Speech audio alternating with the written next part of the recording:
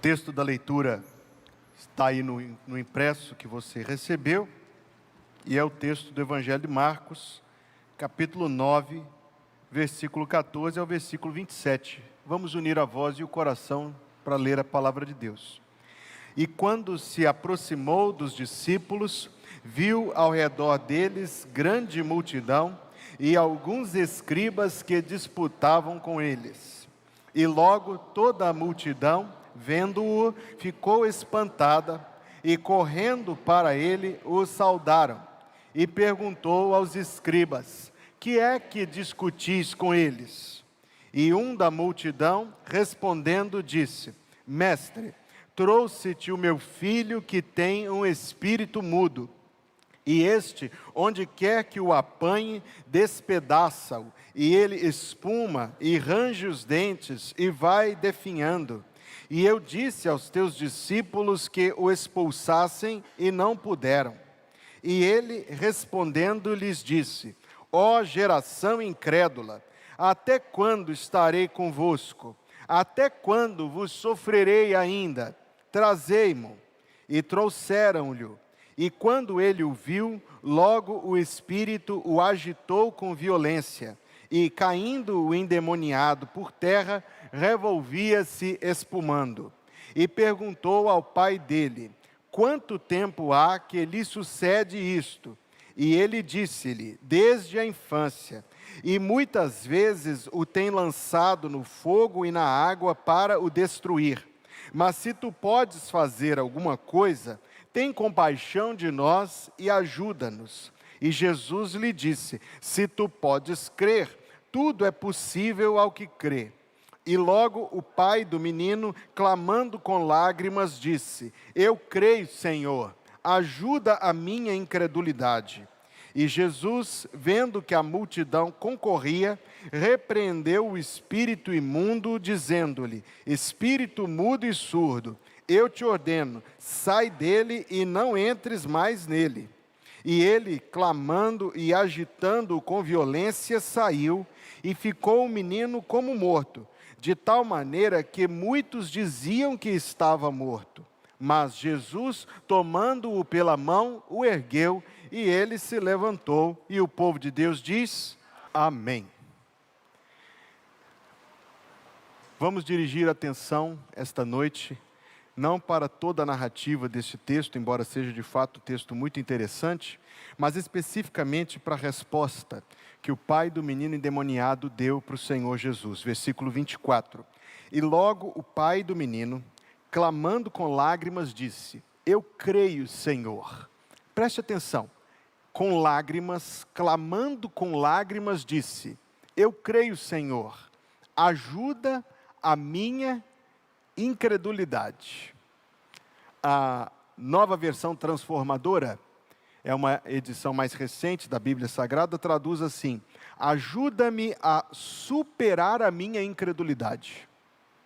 E a Almeida, edição contemporânea, que é publicada pela editora Vida Nova, coloca assim: ajuda-me a vencer a minha falta de fé.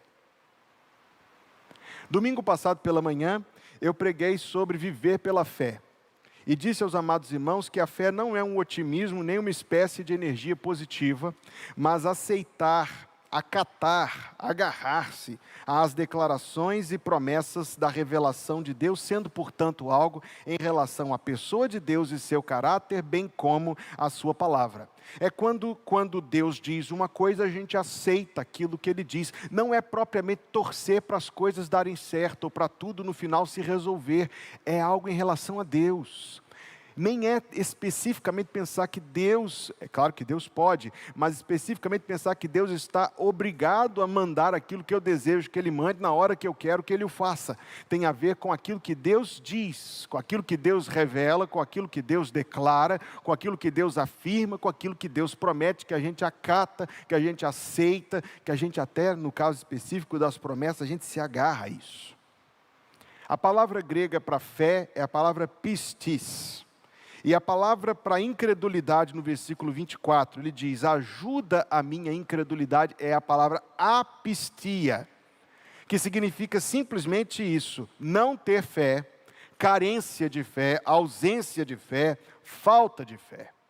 Se a fé é, como eu tenho afirmado aqui, se a fé é o aceitar, acatar, agarrar-se às declarações, revelações e promessas de Deus, a incredulidade é o oposto disto, é não aceitar, é não acatar, é não agarrar-se às declarações, revelações e promessas de Deus, seja por não aceitar a genuinidade da palavra de Deus, seja por não aceitar Deus, como quem Deus é, como seu caráter, como sua pessoa, como suas obras, como seu poder.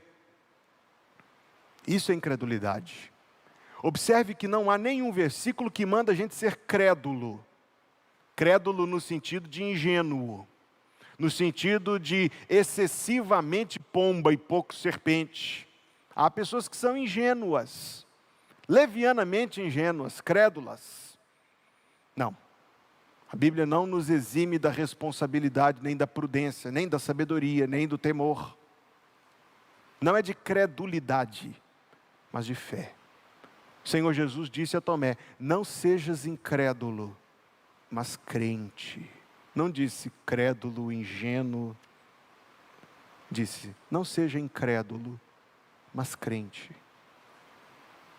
A incredulidade, irmão, é quando Deus declara, mas a gente hesita em acatar ou aceitar a declaração de Deus. A incredulidade é quando Deus promete, mas a gente não se agarra à promessa de Deus. A incredulidade é quando a gente não confirma, não aceita, não crê naquilo que Deus é e naquilo que Deus diz. Qual é, então, o impacto da incredulidade na vida da pessoa? O que é que a incredulidade traz para a vida da pessoa que hesita em crer no Senhor? Quero afirmar aos irmãos que o prejuízo não é pequeno. Primeiro, por não aceitar a palavra de Deus, fé, eu quero repetir isso mais uma vez, é em relação a Deus e seu caráter e sua palavra. Por não aceitar a palavra de Deus, a pessoa, ela encontra a vida esvaziada de verdades absolutas, de verdades definitivas, não sobra nenhuma palavra final. E é por isto que o mundo no qual nós vivemos está como está. Por quê? Porque ele abandonou o absoluto, a referência, a palavra definitiva. E quando você tira isto, o que é que sobra? Sobra especulação, sobra andar no escuro, tateando no escuro, sobra o achismo de um, a opinião do outro. E aí, meus amigos queridos, quando você apaga a luz e você tira o absoluto, o definitivo, o final, que é a palavra de Deus, sobra somente confusão, sobra somente escuridão. Eu sei que no mundo no qual nós vivemos, as pessoas usam a palavra luz, até de maneira parecida com o uso inconveniente da palavra fé, como sendo energia positiva. A gente vê isso nas redes sociais, esses famosos que vivem vidas absurdas aos olhos de Deus, mas dizem que são pessoas de luz, porque faz os outros se sentirem mais ou menos bem consigo mesmo. Veja, meus irmãos, o que é luz no mundo hoje. Bem advertiu o Senhor Jesus Cristo: se a luz que em ti há forem trevas, profundas trevas serão. Na Bíblia Sagrada, luz é verdade, compreensão da verdade, afirmação da verdade, revelação da verdade. Salmo 27, o Senhor é a minha luz e a minha salvação. Deus é luz, diz a primeira carta de João, e nele não há treva nenhuma. A incredulidade, por não aceitar a revelação de Deus, por não aceitar a palavra de Deus como revelação de Deus, perde o absoluto, o definitivo. E quando você não tem mais isso, só sobe escuridão, se apagou a luz. E é por isso, meus amigos, que o mundo no qual nós vivemos está cada vez mais bizarro, porque quem rejeita a verdade vai de mal a pior, como está escrito lá em 2 Timóteo capítulo 3, versículo 13. Não há limites, não há absolutos, não há nada que seja definitivo, final, incontestável. Sobra só o achismo, a opinião e o querer das pessoas. A incredulidade tira também os valores, as referências para pautar a vida. Quando você rejeita a revelação de Deus, por extensão, você rejeita aquilo que essa revelação consigo traz, que é o discernimento do bom e do mal, do certo e do errado. Consequentemente, a incredulidade faz com que a gente não tenha mais a separação entre as coisas boas e ruins, e o resultante disto é degeneração. Novamente, o retrato e a explicação de por que o tempo no qual nós vivemos é como é. E a gente não pense em degeneração só no aspecto moral, embora o aspecto moral esteja incluso. Eu estava citando isso outro dia na Escola Bíblica Dominical. A Organização Mundial da Saúde, que não é conhecida por ser moralista, nem um pouco, define promiscuidade como ter mais de 2 parceiros sexuais em 6 meses. O que para o mundo no qual nós vivemos é uma coisa até muito recatada.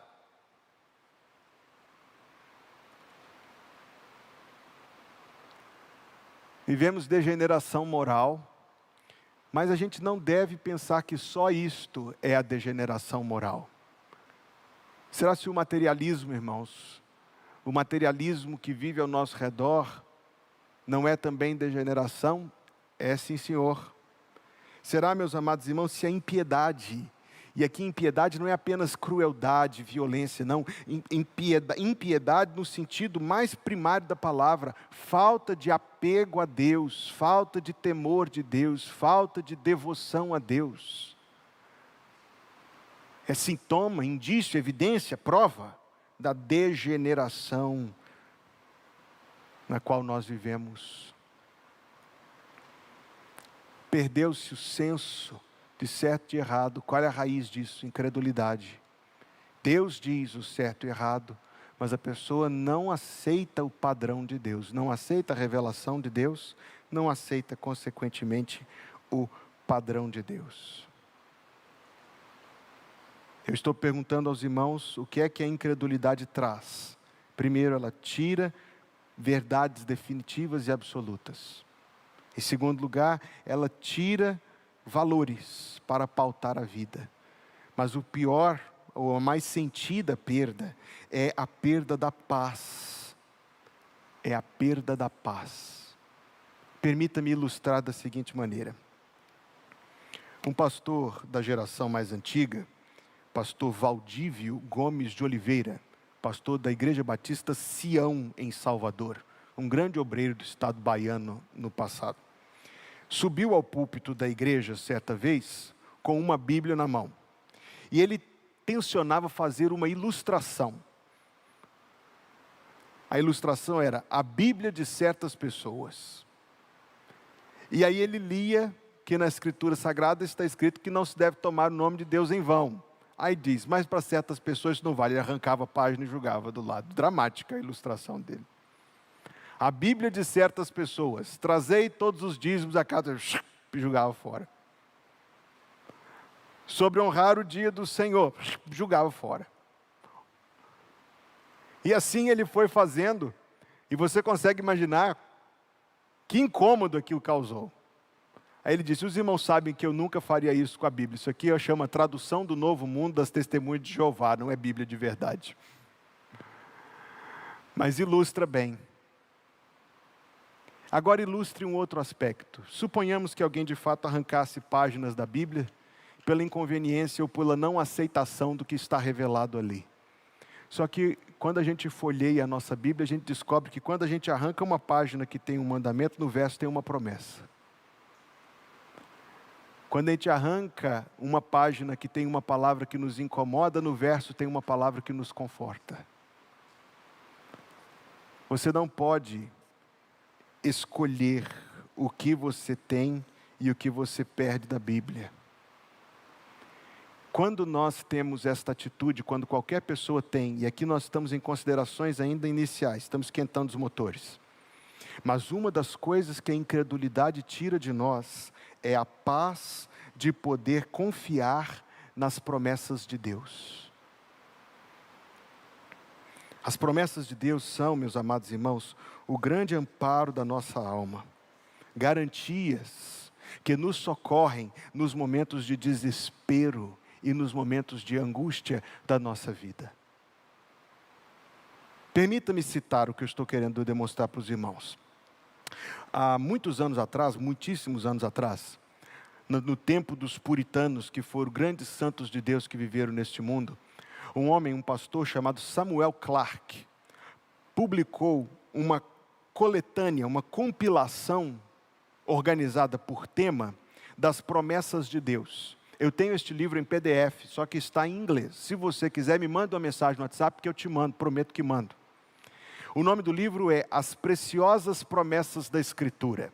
E ele basicamente organiza em 4 capítulos com subdivisões. Então, é um livro mais ou menos extenso, tem cerca de 130 e poucas páginas, e que não é um livro que você lê, não é uma narrativa, é um livro ao qual você recorre em tempos de aflição para você se munir espiritualmente.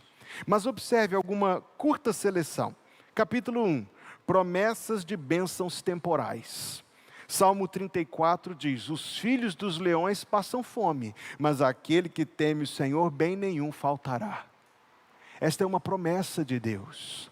Esta é uma promessa de Deus muito conveniente para aqueles que estão desempregados, para aqueles que estão passando por um período de aperto financeiro, que estão ansiosos com relação à provisão da casa, ao sustento diário. Veja o que a promessa de Deus diz. Os filhos dos leões estão fortes, estão valentes, estão poderosos. Os filhos dos leões passam fome, mas aquele que teme ao Senhor, bem nenhum faltará.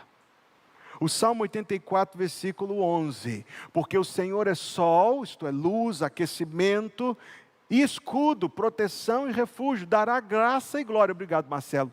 Não retirará bem algum aos que andam na retidão. É uma promessa. Como nós temos acesso ao conforto que esta promessa nos dá? Pela fé nas promessas de Deus. Mas a incredulidade, ela nos retira esse benefício. Ela nos deixa descobertos deste amparo, deste envolvimento tão terno e misericordioso de Deus para com nossas almas.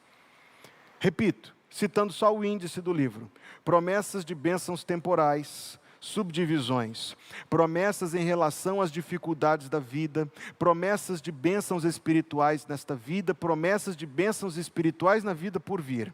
Capítulo 2, bênçãos no cumprimento do nosso dever para com Deus, bênçãos no cumprimento do nosso dever para com os homens, bênçãos no cultivo do caráter cristão. Capítulo 3, promessas de crescimento e glória da igreja. Capítulo 4, a promessa do retorno de Cristo, a segunda vinda de Cristo, que Cristo virá outra vez. Aí você consulta, é um catálogo, você abre em relação às promessas da vida, às dificuldades da vida. Salmo 34, 19, muitas são as aflições do justo, mas o Senhor de todas o livra. Salmo 40, versículo 17, eu sou pobre e necessitado, mas o Senhor cuida de mim.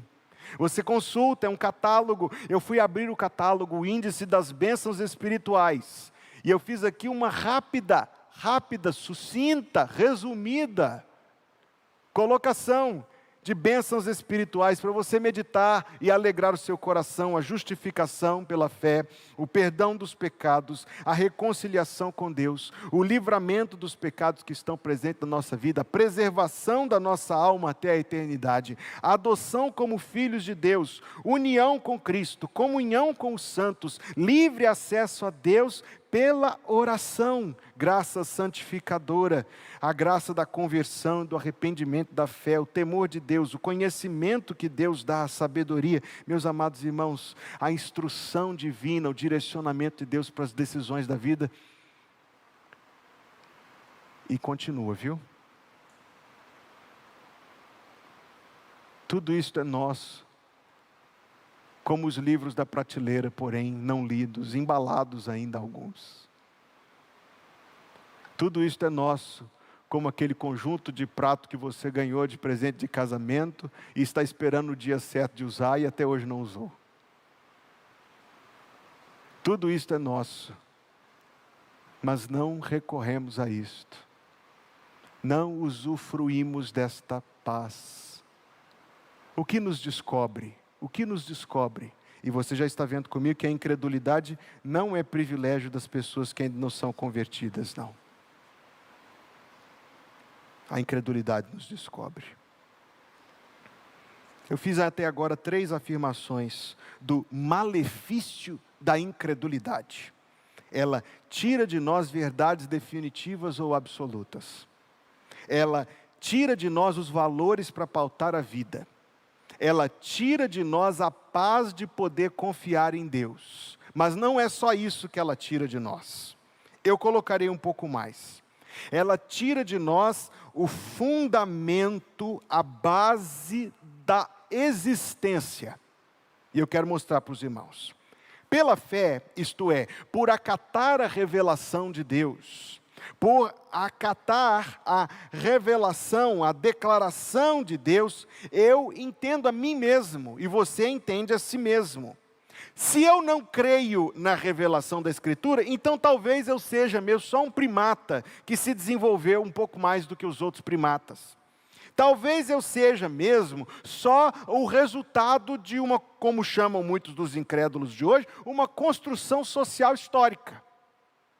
Talvez eu seja mesmo como o autor daquele livro, aquele ateu famoso, escreveu, o título do livro é bonito que só, eu já disse para vocês que Satanás escreve muito bem. Talvez eu seja mesmo só a poeira das estrelas.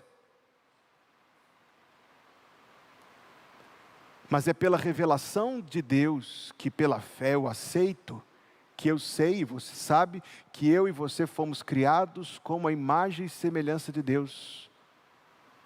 Uma criatura à parte do restante da criação. Nós vivemos um tempo tão maluco, irmãos, por causa da incredulidade, que há muitos, veja que 10 anos atrás isso era considerado uma bizarrice, hoje é considerado normal. Muitos que acreditam que até o gênero a pessoa vai construir ao longo dos anos na interação com a sociedade. Que coisa absurda, maluca, bizarra. Por que o mundo faz isto? Salmo 11, versículo 2. Destruídos os fundamentos, o que poderá fazer o justo? Você não pode destruir fundamentos e manter o prédio em pé. Não é o 2, pelo visto eu citei, mas é o 2, o 3, por aí. Obrigado, Marcelo. Você não pode destruir os fundamentos, 3, está vendo? Você não pode destruir os fundamentos e a construção continuar de pé. Por causa da incredulidade em relação às declarações e à revelação de Deus, o ser humano perde o fundamento da existência e perde o sentido da existência. A incredulidade, na sua proporção máxima, acarreta no desespero final, porque ela confina a nossa existência a esta vida curta e cheia de coisas ou incompreensíveis ou inaceitáveis. É simplesmente enlouquecedor pensar nisso, porque toda a fibra da nossa alma protesta contra isto. Deus, eu acredito, colocou algo dentro de nós que faz a gente relutar contra isso de todo o nosso coração. Eu lembro uma vez, de alguns anos atrás, ter tido um diálogo com uma pessoa, e a pessoa disse para mim, se existe justiça nesse mundo? E eu não respondi na hora, porque eu vi que a pessoa estava muito inflamada, mas o que veio à minha cabeça foi, e quem foi que disse que existe justiça nesse mundo?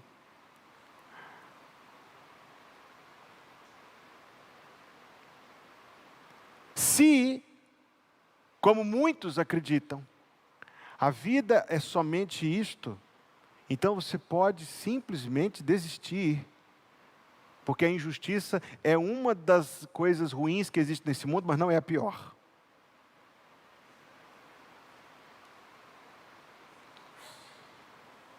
Se isso é verdade, esqueça sentido, esqueça felicidade. Se isso é verdade, comamos e bebamos porque amanhã morreremos.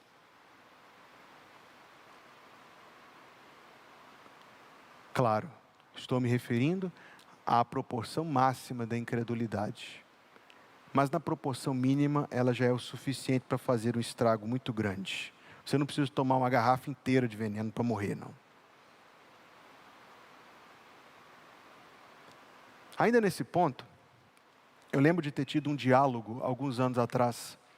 Um jovem, um acadêmico, uma mente privilegiadíssima, na época já estava no pós-doutorado na área das ciências biológicas, um gênio, que na sua juventude tinha sido da igreja, tinha sido até mesmo embaixador do rei, alguns conhecem essa organização, mas depois seguiu o seu próprio caminho. Quis Deus que nós nos encontrássemos por uma amizade em comum, e eu engajei aquele homem muito inteligente numa conversa evangelística. E em determinado momento da conversa, depois de ter esbarrado em muitos dos seus argumentos, dos seus protestos, eu perguntei a ele: você é um cientista, um ateu, você é um cientista, e se você estiver errado? Um cientista tem que se perguntar isso. E se você estiver errado? Ele me respondeu: se eu estiver errado, a coisa não está boa para mim. Mas ele imediatamente me retrucou: mas e se você estiver errado? Eu perguntei para ele: você está perguntando então se eu sou crente, se eu sirvo a Deus na igreja, se eu leio a Bíblia, se eu sigo o Senhor Jesus Cristo, e no fim das contas eu estou errado, isto é, Deus não existe, é isto? Ele disse: é isto. Eu falei: então eu não podia estar mais feliz de ter errado. Melhor erro da vida, porque eu tenho conforto nas dificuldades, eu tenho esperança para a vida eterna, eu tenho um convívio saudável, eu tenho um espaço bom para criar minha família, eu tenho riquezas inigualáveis de toda a natureza, e eu vou morrer e não vou nem saber.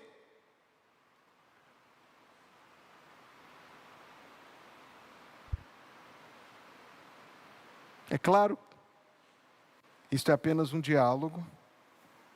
Nós todos sabemos que mais do que uma vaga esperança, a nossa certeza para a eternidade é muito certeira. A prova disto é a ressurreição do Senhor Jesus Cristo. O que eu estou querendo mostrar para os irmãos é o que a incredulidade tira. Ela tira de nós o senso de absoluto. Ela tira de nós o senso de certo e errado. Ela tira a paz no meio das dificuldades. Ela tira o chão debaixo dos nossos pés. Ela tira qualquer esperança para o porvir. E eu quero lhes afirmar que o que jaz no âmago da incredulidade, em qualquer proporção,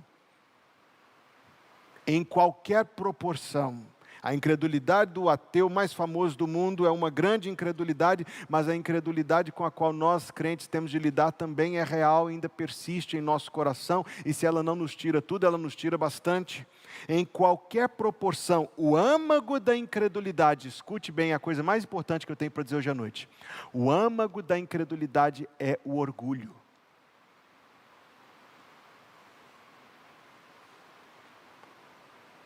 Orgulho pelo qual nós não aceitamos que a inteligência de Deus é superior à nossa. Nós definimos e confinamos ao alcance limitado, finitíssimo da nossa inteligência. É por isso que os puritanos chamavam a fé, veja que nome bonito eles davam para a fé. Eles chamavam a fé de emancipação da mente. Eu gosto desta expressão.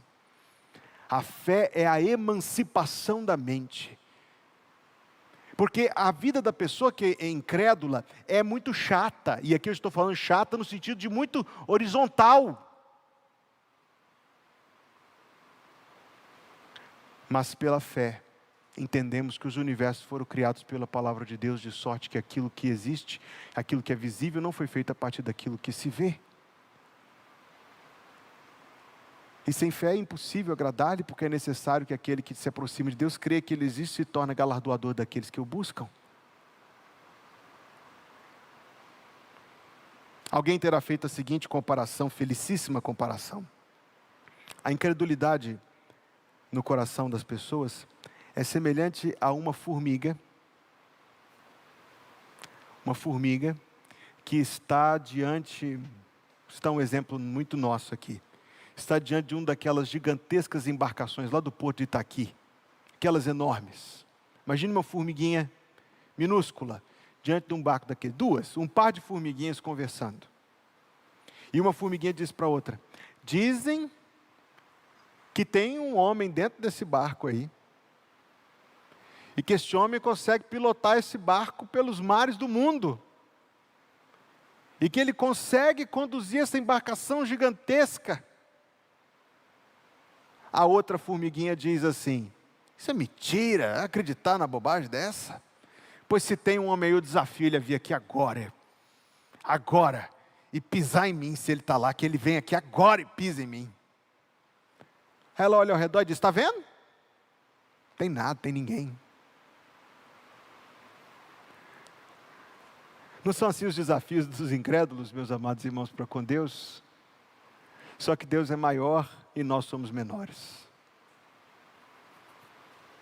Por isso eu lhes afirmo que o âmago, o cerne da incredulidade é o orgulho.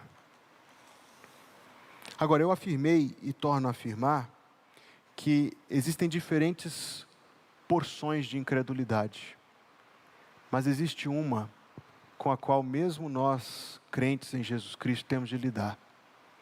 É uma hesitação em lançar mão da palavra de Deus e das promessas de Deus.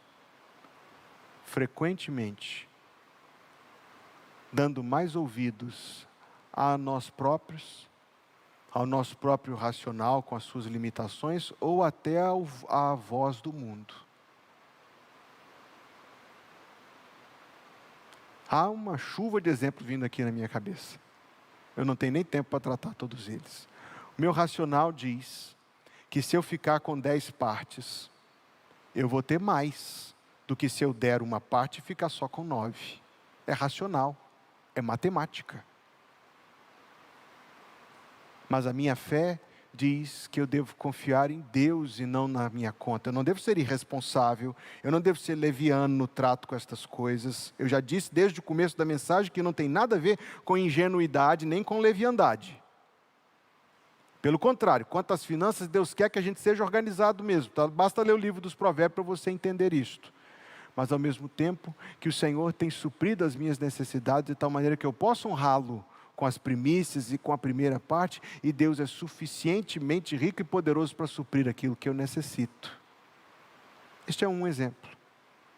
Outro exemplo. No mundo no qual nós vivemos, determinados pecados, estou falando de coisas muito claramente configuradas como pecados na Escritura, são vistos com normalidade. Aí por causa das vozes ao nosso redor, por causa dos nossos relacionamentos, não, eu não posso, porque senão o que os meus amigos vão pensar de mim? O que os meus amigos vão pensar de mim? Aliás, eu já mencionei isso aqui, preciso mencionar mais uma vez. Os nossos amigos e familiares incrédulos não entendem a quantidade de tempo que a gente passa na igreja. Para eles é um exagero, somos os fanáticos, os bitolados. Eu tenho 2 respostas a dar para isso. A primeira, nós que seguimos o Senhor e que enfrentamos muito de frente a luta contra o mundo, contra a carne, contra o inimigo, sabemos que com todo o nosso esforço, com toda a nossa dedicação, ainda assim não é fácil. Imagina se fosse menos. Aí ele ia tripudiar da gente mesmo. Mas sobre todas as coisas é porque não entendem. Se conhecessem o Senhor, não pensariam dessa forma. Se conhecessem o Senhor, não sentiriam dessa forma. Mas não é verdade que em alguns momentos a gente se sente meio constrangido por causa desses círculos de relacionamentos? Por causa da opinião, das críticas, do desejo de apaziguar ou de criar meios termos, de ceder aqui e ali.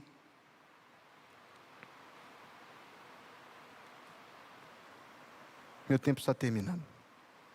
Repito, irmãos, e cito uma última instância. Nós sentimos, nós sofremos os malefícios da incredulidade quando não lançamos mão das promessas de Deus sobre todas as coisas. quando não lançamos mão das promessas de Deus. Talvez por não conhecermos as promessas de Deus. Então precisamos conhecê-las. O lugar onde elas estão é este livro maravilhoso, a Bíblia, a Palavra de Deus, recheada de promessas gloriosas, para você entesourar no seu coração, para você armazenar e estocar no seu coração. E eu insisto com você, não desdenhe de nenhuma das santas verdades da palavra, pensando que elas são desnecessárias. É que a hora de usá-las ainda não chegou, mas deixe guardadas, bem estocadas no seu coração, fáceis de achar, porque a hora de recorrer a elas certamente te sobrevirá. Mas a construção, o fundamento desta fé poderosa, está aqui no versículo 24, de Marcos capítulo 9.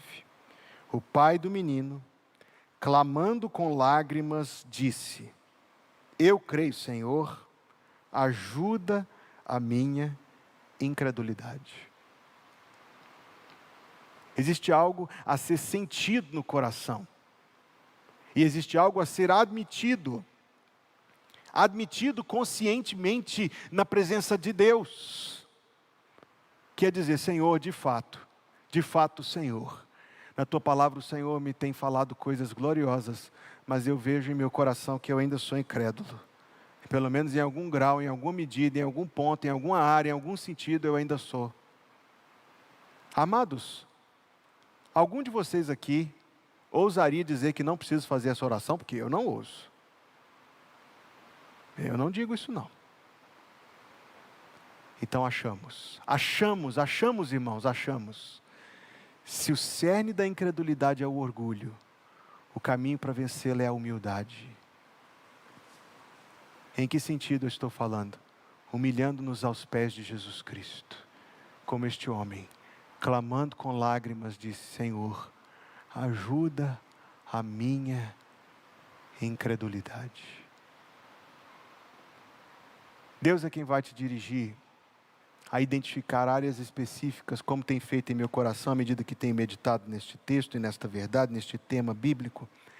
Deus é que vai te dirigir a identificar áreas em que você precisa fazer esta oração. Existem alguns irmãos muito ansiosos com relação às finanças. Eu preguei sobre isso quarta-feira passada e me sinto novamente direcionado a tratar deste assunto. Muitos irmãos que estão ansiosos quanto às contas, quanto à finança, quanto ao sustento, quanto ao dinheiro. Eu sei, irmãos, Mamon atormenta as pessoas. Mamon atormenta todo mundo. Ele é danado. Mas nós temos promessas, irmãos, que correspondem a cada uma e todas as nossas necessidades. Eis a oração: Senhor, eu devia ter paz, mas eu não tenho. Ajuda a minha incredulidade. Isto dentre outras áreas. Reconhecendo a nossa incredulidade, ainda que residual, admitindo a nossa incapacidade de vencê-la sozinhos, recorrendo e sujeitando-nos ao Senhor de inteiro coração. E sabe o que nós ganharemos, amados irmãos? Por fim, nós ganharemos firmeza na palavra de Deus e firmeza cada vez maior. A Bíblia vai ser cada vez mais importante nas nossas vidas, cada vez mais amada em nosso coração, cada vez mais preciosa, estimada, querida, buscada. Nós vamos encontrar os valores e os padrões de Deus que abençoam a nossa vida, santificando-a. Nós vamos fruir a doce paz de poder confiar em Cristo. Nós teremos um fundamento sólido sobre o qual nossa vida estará construída e esperança a respeito da nossa existência. Eu li alguns anos atrás que Sartre, aquele famoso ateu, filósofo francês, cujas ideias poluem o mundo até hoje, que Sartre deu uma entrevista no fim da vida, ele morreu em 1980, e perguntou o entrevistador a ele se ele continuava sendo um ateu. E ele disse que sim, mas com profunda esperança de estar errado. Eu não creio que Sartre se converteu, isso aí é muito pouco, muito pouco. Talvez tenha sido uma fagulha. Queira Deus tenha sido a primeira fagulha e Deus tenha tido misericórdia desse grande pecador que ele foi, não maior do que eu. Mas sei, amados irmãos, que a salvação é um escape do calabouço da incredulidade. E a fé é um dom muito gracioso de Deus. Um dom muito gracioso de Deus. Domingo nós estávamos cantando, e falar sobre isto hoje me veio à mente e ao coração, enquanto nós estávamos cantando isso no domingo. Que alegria é crer em Cristo, em seu nome confiar, observar os seus ensinos, nas promessas descansar. Cristo, Cristo, eu confio em teu nome, em teu poder. Cristo, meu Senhor amado, faze minha fé crescer. Vamos nos colocar em pé e vamos cantar isto. Que alegria é crer em Cristo, ter certeza de perdão, receber de Cristo mesmo vida, paz e salvação. Veja, que alegria é crer em Cristo, meu amigo e Salvador. Andarei seguro sempre, bem feliz em seu amor. E aí nós poderemos fazer esta petição: Cristo, meu Senhor amado, faze minha fé crescer.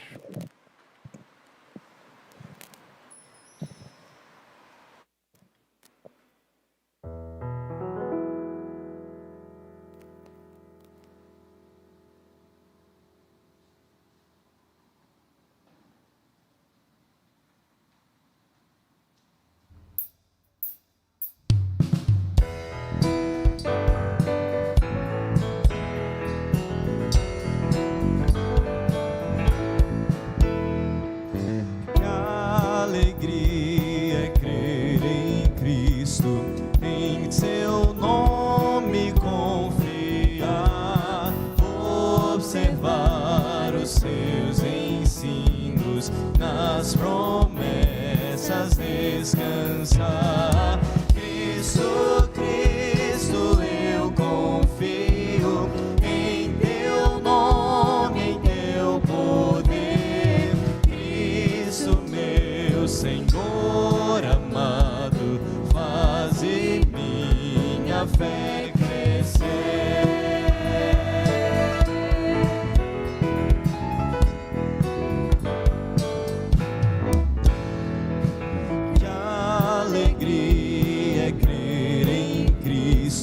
Ter certeza de perdão, receber de Cristo mesmo vida, paz e salvação.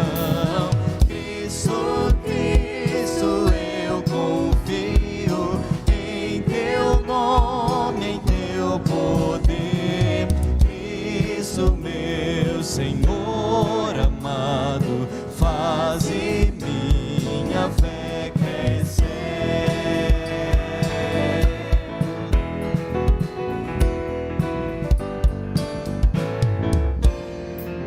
Que alegria é crer em Cristo, meu amigo e Salvador.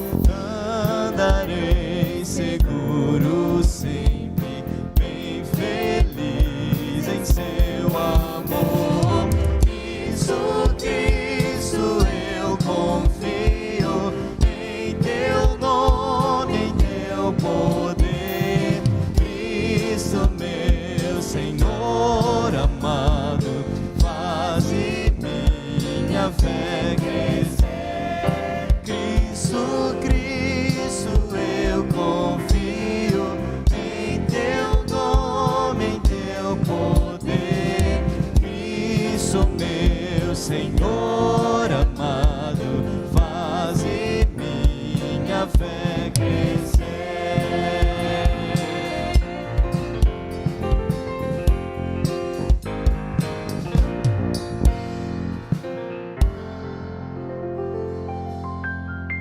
Senhor Deus, em nome de Jesus, nós somos um povo que precisa da graça do Senhor.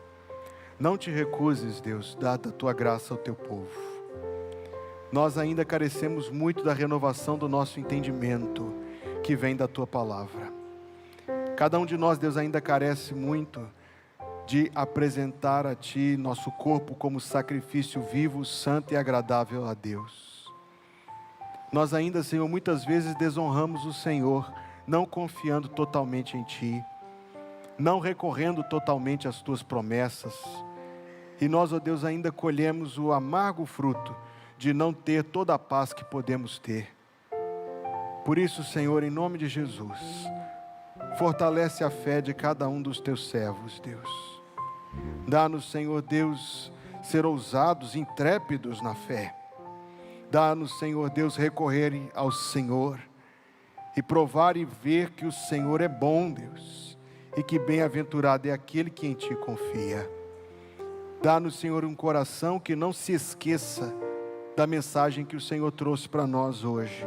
Pelo contrário, Deus, dá-nos graça para recorrer ao Senhor e para usufruir os benefícios, Deus, as maravilhas, os deleites de uma fé forte, de uma fé confiante em Ti e no Teu santo nome. Que a graça de nosso Senhor Jesus Cristo, o amor de Deus, nosso Pai Celestial, e a comunhão do Espírito Santo seja conosco permaneça todos os dias, a cada dia, até que Jesus venha nos buscar, e que assim seja em nome de Jesus. Amém.